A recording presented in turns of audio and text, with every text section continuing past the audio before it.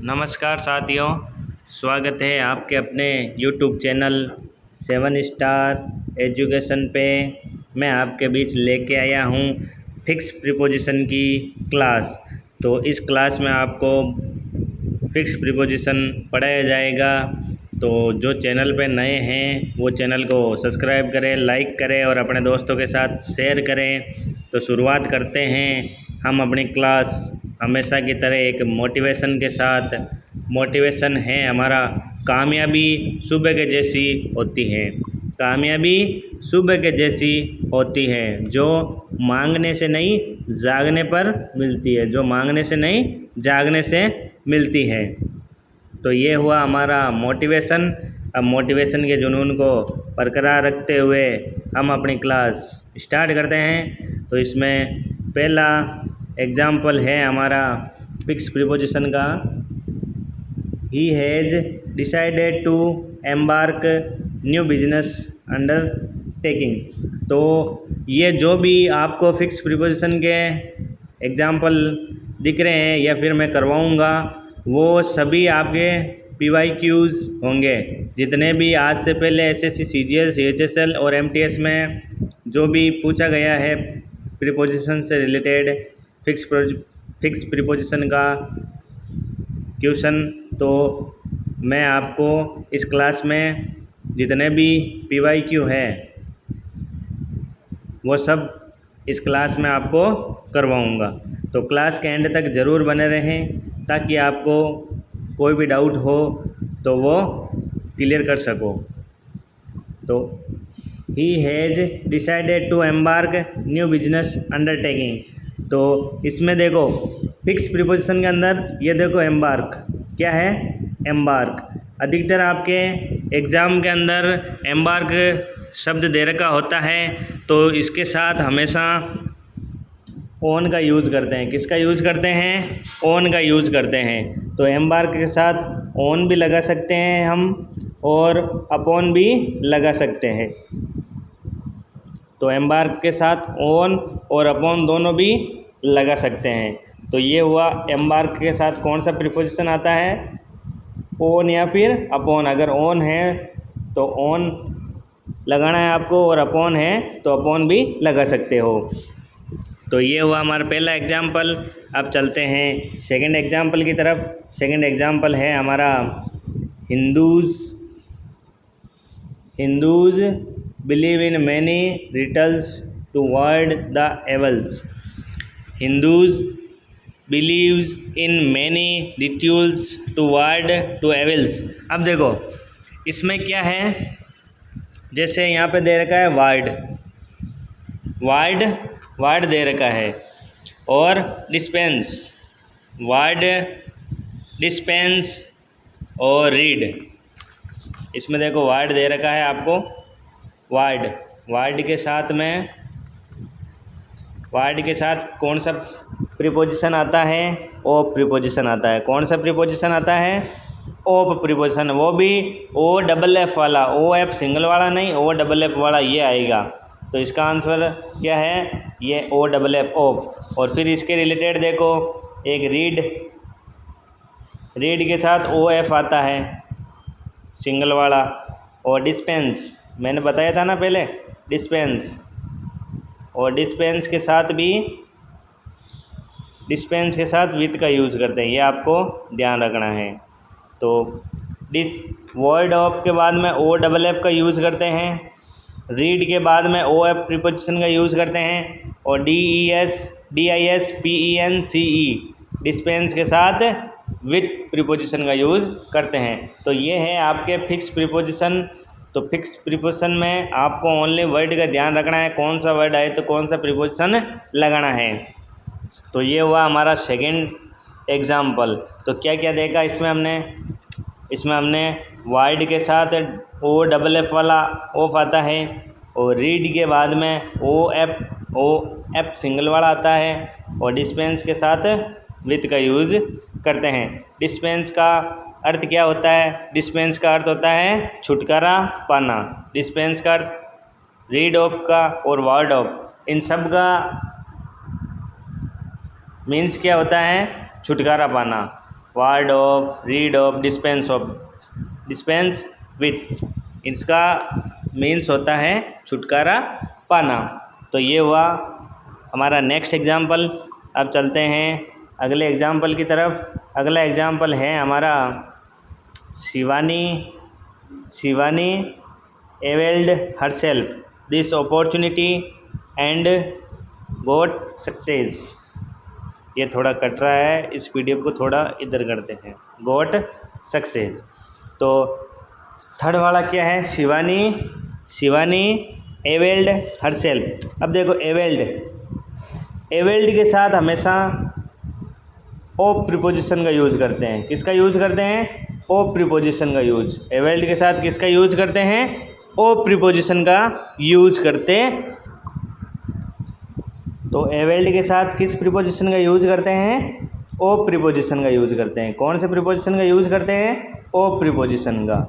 तो availed आपको जहाँ कहीं भी दिखे तो आपको क्या करना है? OF प्रीपोजिशन लगाना है। और एक बात हमेशा ध्यान रखना है, availed के साथ हमेशा रिफ्लेक्सिव प्रोनाउन आता है।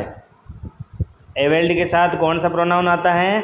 Reflexive pronoun. कौन सा प्रोनाउन? Reflexive pronoun. तो ये आपको ध्यान रखना है। तो availed के साथ हमेशा रिफ्लेक्सिव प्रोनाउन आता है और उसके बाद में कौन सा प्रीपोजिशन आएगा? OF। तो ये हुआ नेक्स्ट एग्जाम्पल। अब चलते हैं अगले एग्जाम्पल की तरफ। अगला एग्जाम्पल है हमारा फोर्थ नंबर एग्जाम्पल है I have access the prime minister. I have access the prime minister. अब देखो एक्सेस दे रखा है। क्या दे रखा है? Access, ACCESS, access. एक्सेस के साथ हमेशा किस प्रीपोजिशन का यूज करते हैं? टू प्रीपोजिशन का यूज करते हैं। तो I have no success to the prime minister. तो ये हुआ फोर्थ नंबर एग्जाम्पल। तो एक्सेस के साथ टू प्रीपोजिशन का यूज़ करते हैं। तो जो चैनल पे नए जुड़ रहे हैं वो चैनल को सब्सक्राइब करें, लाइक करें और अपने दोस्तों के साथ शेयर करें ताकि उनको भी इस क्लास का फ़ायदा मिल सके। अब है हमारा fifth number example. Fifth number है regular exercise is conducive blank health. Regular exercise is conducive blank health. Regular exercise is conducive blank health. अब देखो कंड्यूसिव,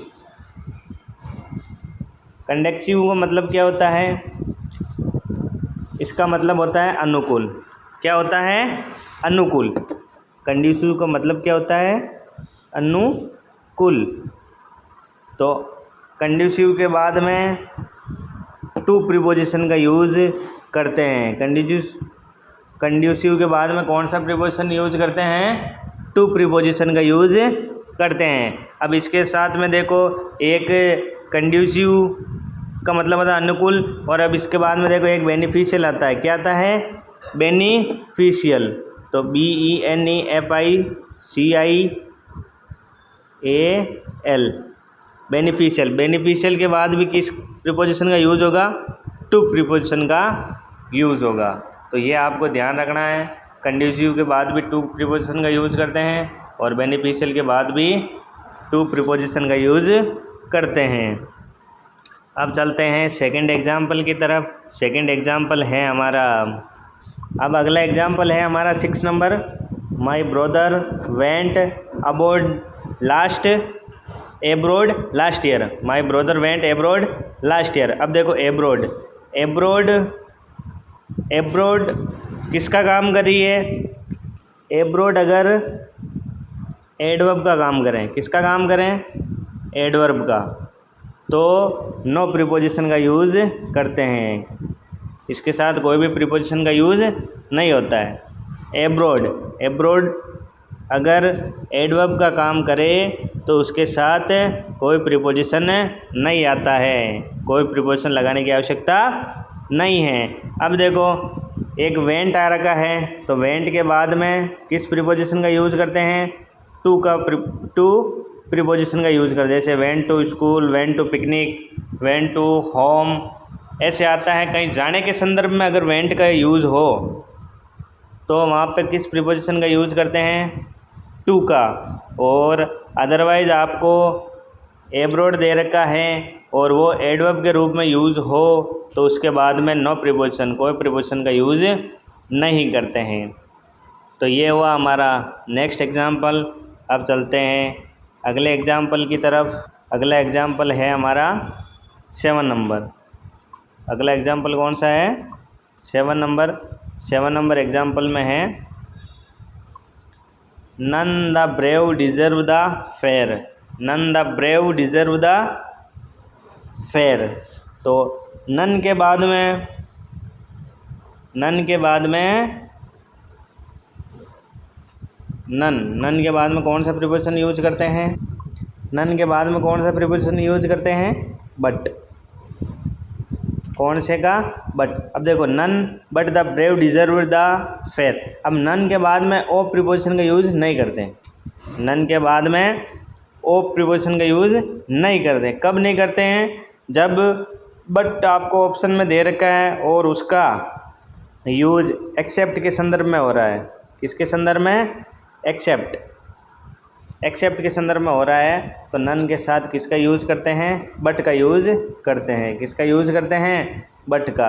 अधिकतर तो नन के साथ ओप का यूज़ करते हैं, लेकिन अगर ऑप्शन में बट दे रखा है और सेंटेंस के अंदर आपको किसी चीज़ का एक्सेप्ट के बारे में पता चले तो उसके अंदर कौन सा प्रीपोजिशन यूज़ करते हैं? बट प्रीपोजिशन यूज़ करते हैं। ये आपको ध्यान रखना है। तो अब चलते हैं नेक्स्ट एग्जाम्पल की तरफ। नेक्स्ट एग्जाम्पल है हमारा 8th number. You are not amenable reason. You are not amenable reason. अब देखो एमिनेबल आपके अधिकतर एग्ज़ाम में पूछा जाने वाला वर्ड है। एमिनेबल है जो आपके अधिकतर एग्ज़ाम में पूछा जाने वाला वर्ड है। तो एमिनेबल के साथ हमेशा टू का यूज़ करते हैं।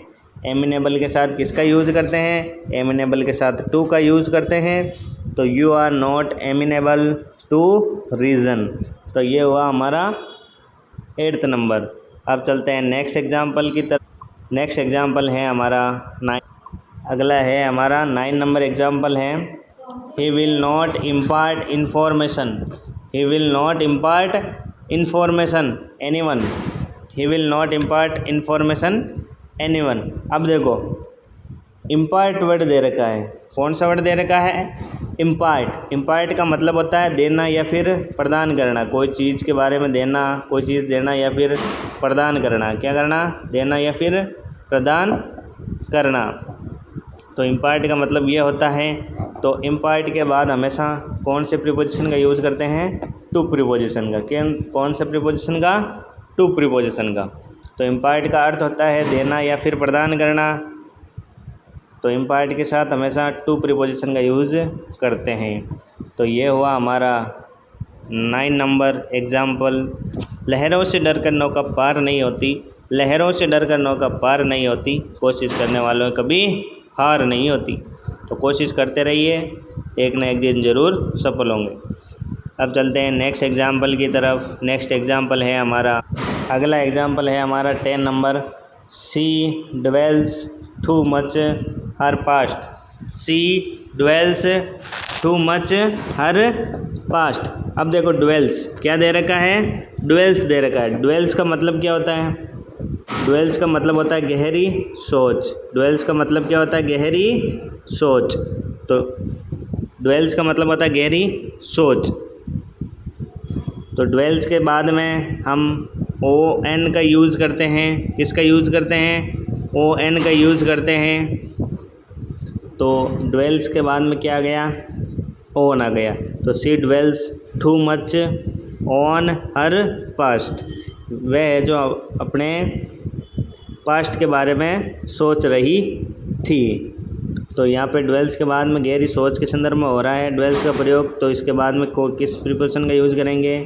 ऑन प्रीपोजिशन का। तो ये आएगा she dwells too much on her past. अब देखो इससे रिलेटेड इसमें तो ऑन आ गया। इससे रिलेटेड कुछ और वर्ड है, जैसे म्यूज़। क्या है? म्यूज़। अगला है पोंडर।